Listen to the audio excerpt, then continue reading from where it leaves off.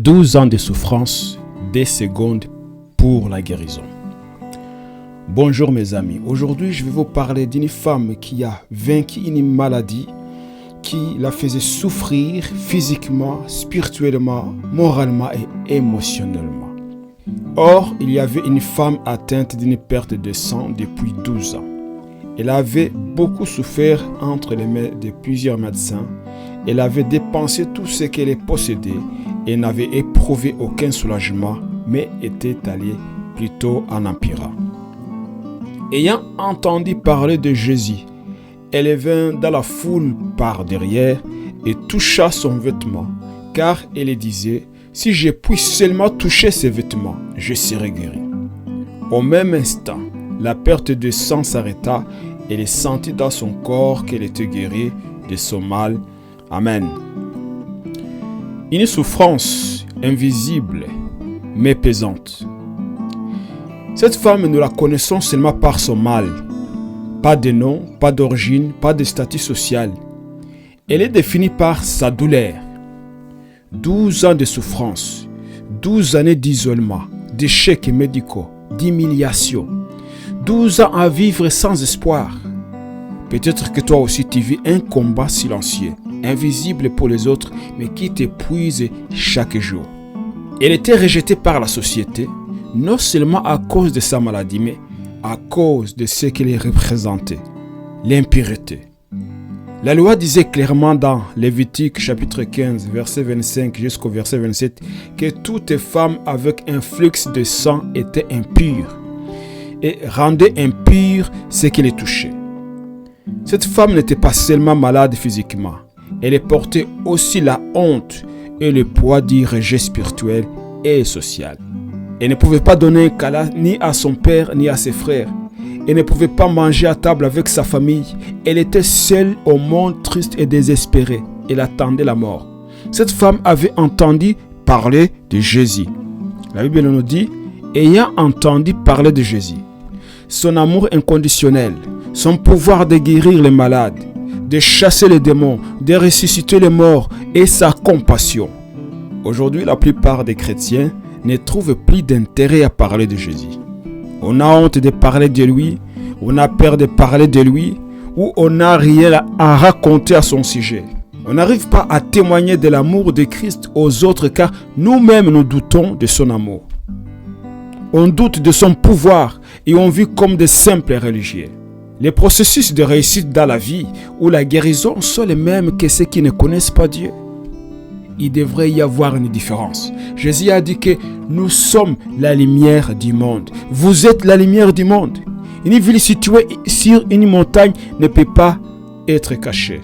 Mais un jour, cette femme, elle entend parler de Jésus. La Bible nous dit que la foi vient de ce qu'on entend. Et ce qu'on entend vient de la parole de Christ. Romains chapitre 10, verset 17.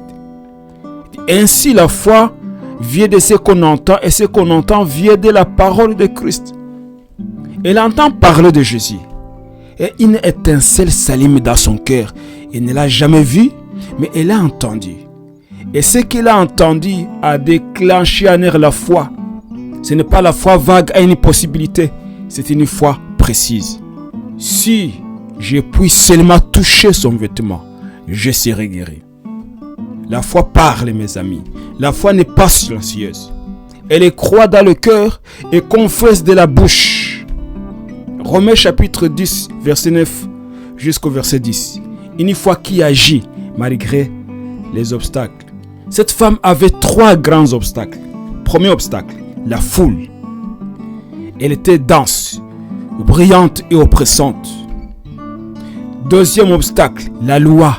Elle n'avait pas le droit de toucher quelqu'un. Et troisième obstacle, sa propre faiblesse. Épuisée physiquement, psychologiquement et spirituellement. Mais la foi véritable ne recule pas devant les obstacles, elle avance. La foi est une ferme assurance des choses qu'on espère. Hébreux chapitre 11 verset 1er. La foi ne dépend ni des émotions ni de l'environnement.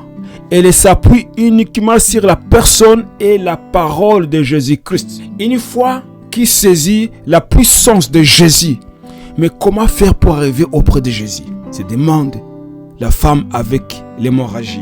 Il y a autour de Jésus une immense foule de gens et je suis impur et tout le monde le sait. On ne va pas me laisser passer.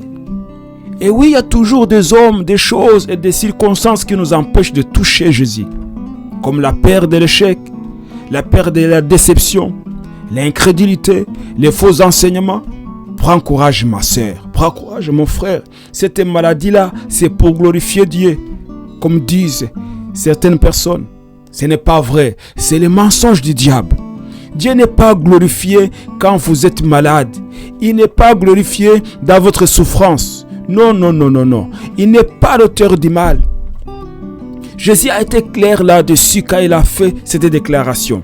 Le voleur ne vient que pour dérober, égorger et détruire. Moi, je suis venu afin que les brebis aient la vie et qu'elles soient dans l'abondance.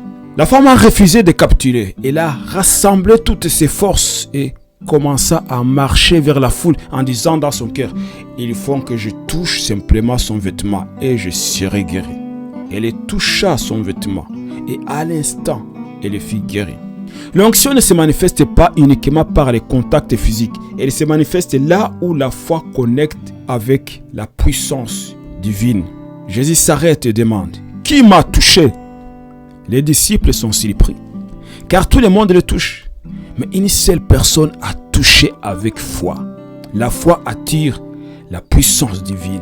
Jésus dit, ta foi t'a sauvé. Jésus n'a pas dit, mon vêtement t'a guéri, mais ta foi t'a guéri. La foi change non seulement la condition physique, mais aussi l'identité. Jésus l'appelle ma fille. C'est la seule fois dans les évangiles où Jésus utilise ces mots pour une femme. Cette femme est rejetée partout, considérée comme impure, maintenant appelée fille du roi. La foi ne change pas seulement notre condition, elle restaure notre identité. Et toi, es-tu prêt à toucher Jésus par la foi? Dans Hébreux 11, tous les héros de la foi ont une chose en commun. Ils ont agi, même sans voir le résultat immédiat. Sans la foi, il est impossible de lui être agréable. Hébreux chapitre 11, verset 6. Mais avec la foi, tout devient possible. Tout est possible à celui qui croit. Marc chapitre 9, verset 23. Il y a 2 ans, j'ai lu un email d'un ami qui me racontait le témoignage d'une fille que le Seigneur a complètement libérée d'un abus sexuel subi dans son enfance. Son bon père avait abusé d'elle pendant 4 ans lorsqu'elle était adolescente de 12 ans. Sa mère l'avait rejetée et avait refusé de la croire. La police avait classé l'affaire. Cet abus a entraîné de la destruction à tout point de vue dans sa vie. Il a actuellement 36 ans. Mais cet abus provoquait un mal-être qui l'a rongé.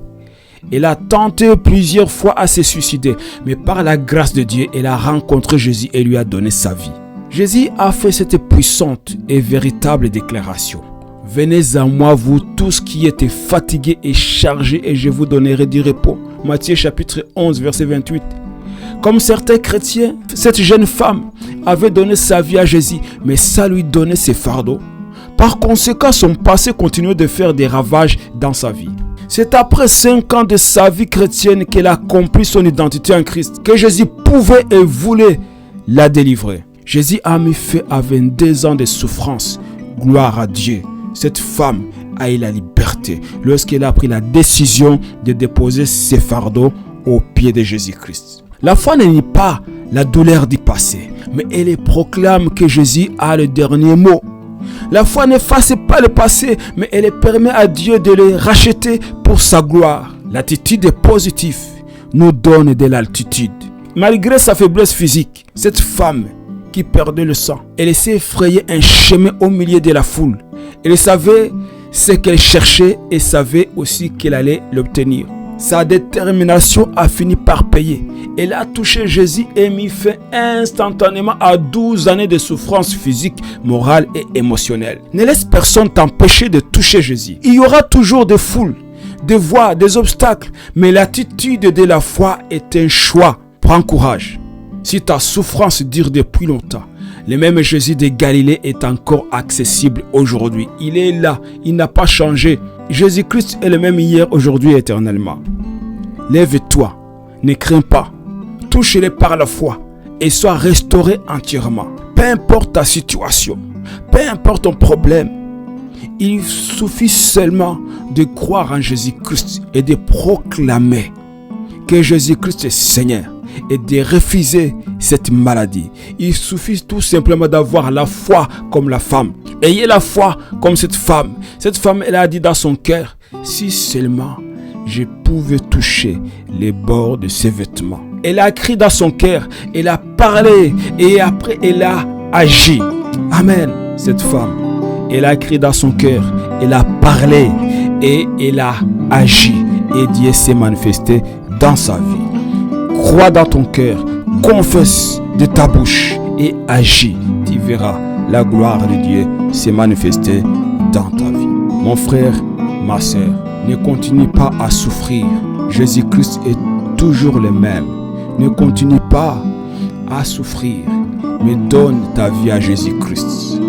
Et laisse Jésus-Christ te guérir. Laisse Jésus-Christ te délivrer. Laisse Jésus-Christ te donner la paix. Il est le prince de la paix. Il est Jéhovah Shalom. Laisse Jésus-Christ restaurer ta vie. Il veut le faire. Il peut le faire si seulement tu le touches. Amen.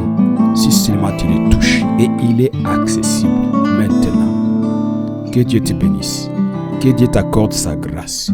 Que Dieu écoute ta prière et qu'il te donne la paix. Amen.